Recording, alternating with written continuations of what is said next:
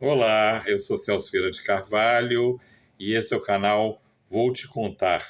Primeiro quero te pedir, por favor, inscreva-se, compartilhe, deixa o joinha lá, curta e conte para os amigos, para o canal ir à frente, se você gosta. Bom, hoje eu vou então contar para vocês um pouco sobre a história da Bossa Nova. Eu digo um pouco porque eu quero fazer mais de um episódio. Eu acho que dá para fazer pelo que o tema engloba muita coisa. Então, e é um tema bastante diversificado e tudo.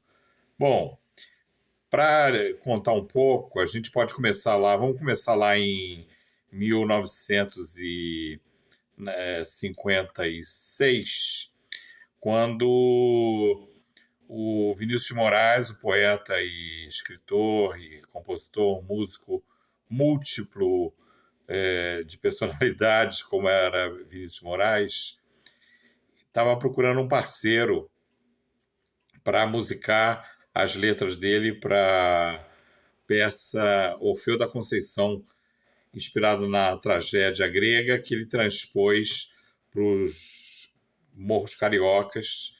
E então é uma peça importantíssima porque é a primeira peça que o elenco era totalmente preto. Então isso foi sensacional. O Haroldo Costa fazia o Orfeu e tudo. Bom, ele já tinha sondado um pouco, o Vinícius tinha sondado um pouco o Vadico, que foi parceiro do Noel, e ele disse que o sentiu assim estranhamente, que o Vadico se sentiu meio constrangido, porque ele falou, pô, eu acho que o Vadico era perfeitamente capaz de fazer as composições, mas o Vadico falou uma coisa de um porte muito grande e tudo, não é para mim. Então ele recusou, e o Tom estava tocando na noite, como ele mesmo dizia naquela época, ele competia com aluguel, então ele tocava no Beco das Garrafas e tudo.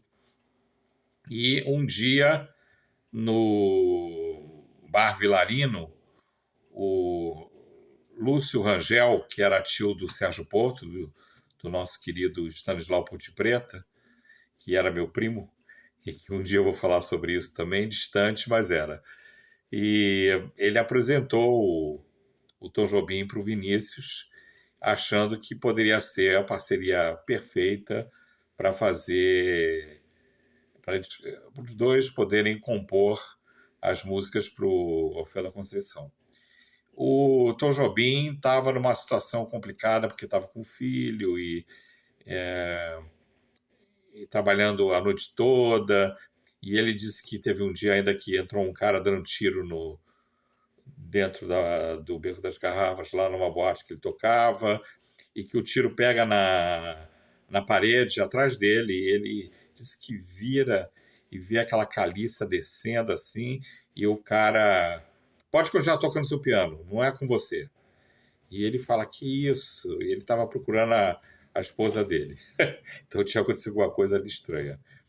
E o Tom Jobim falou que viu o garçom vindo com a bandeja e o tiro pega no, no paletó do garçom, o Summer Jacket, e risca a barriga dele, imagina.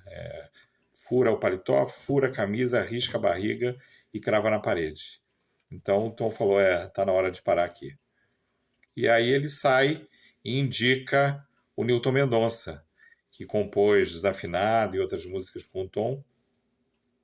E, na verdade, acho que foram duas composições, Desafinado mais uma, mas que foram muito importantes para a época.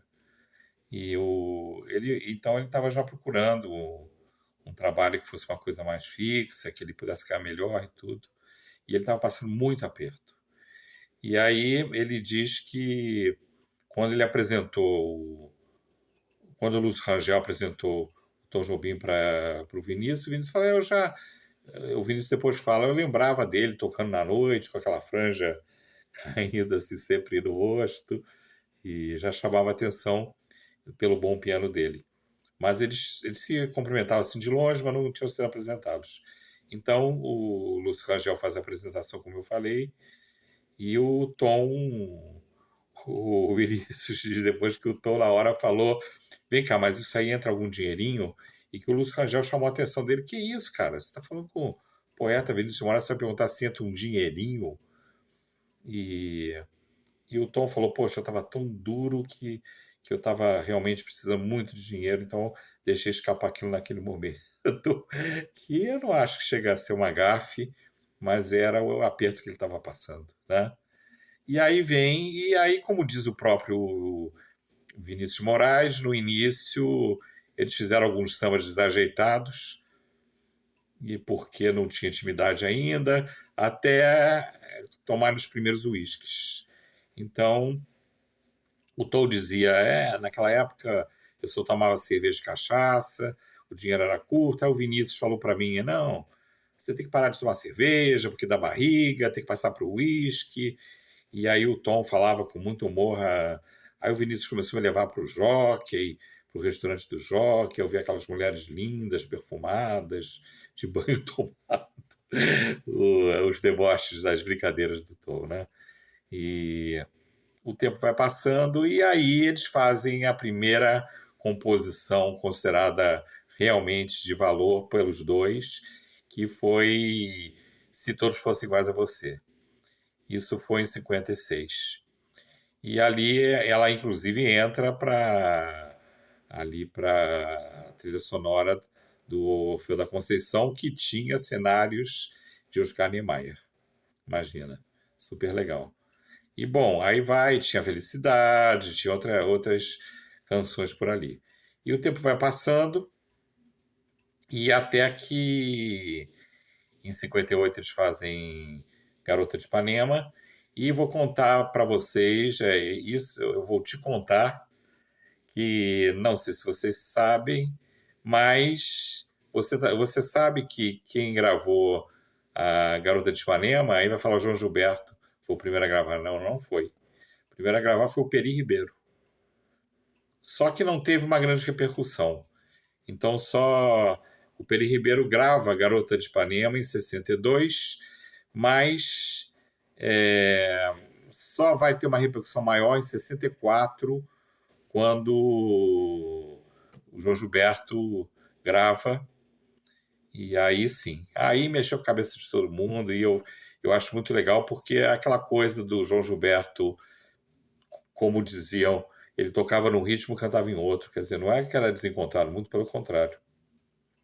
Ele tinha uma divisão rítmica, todo mundo sabe disso, incrível, e que mexeu com a cabeça de todos, né? Então, o Chico Buarque em São Paulo, Caetano Veloso na Bahia, Edu Lobo em Recife, cada pessoa que escutou ficou, nossa, Gilberto Gil na Bahia também. Aquilo foi uma coisa que mexeu com todo mundo, porque foi uma revolução. E bom, aí vem tanta coisa por aí pela frente, né? E sendo que em 62 também houve aquele concerto do Carnegie Hall, que o Jobim, no final, não gostava muito da história, porque ele dizia que houve falta de direção e que já estava uma confusão danada, que foi muita gente, e mas enfim aconteceu e teve uma repercussão mundial, tanto assim que um dia o Frank Sinatra liga lá para o Bar Veloso, hoje o Bar Garota de Ipanema, e manda chamar o Tom Jobim. Ele tinha ligado para a casa do Tom e falaram, não, ele está lá no Veloso. Deram o telefone, o Frank Sinatra liga para lá, imagina. E aí o Tom é chamado para ir passar um tempo na Califórnia, lá com o Frank Sinatra, na casa dele, ele fica lá e eles fazem um álbum que ele vê o Tom botar Antônio Carlos Jobim, ele bota Francis Albert Sinatra, né? Então foi a única pessoa que o Frank Sinatra gravou, o único compositor que o Frank Sinatra gravou um disco inteiro daquele compositor foi Tom Jobim. Bom, é uma coisa que eu queria contar para vocês, eu vou te contar. Não sei se você sabe, mas que Garota de Ipanema é a segunda música mais gravada e tocada no mundo todo. Em primeiro lugar, Yesterday, Em segundo lugar, Garota de Ipanema. E brincavam com o tom: os Beatles estão na sua frente. Falei, mas eles eram 4, nós somos 2. Bom, essa é a primeira parte. Esperem que venha a segunda parte aí da história da Bossa Nova. Um abraço, até já. Curta, compartilhe, inscreva-se. Até já.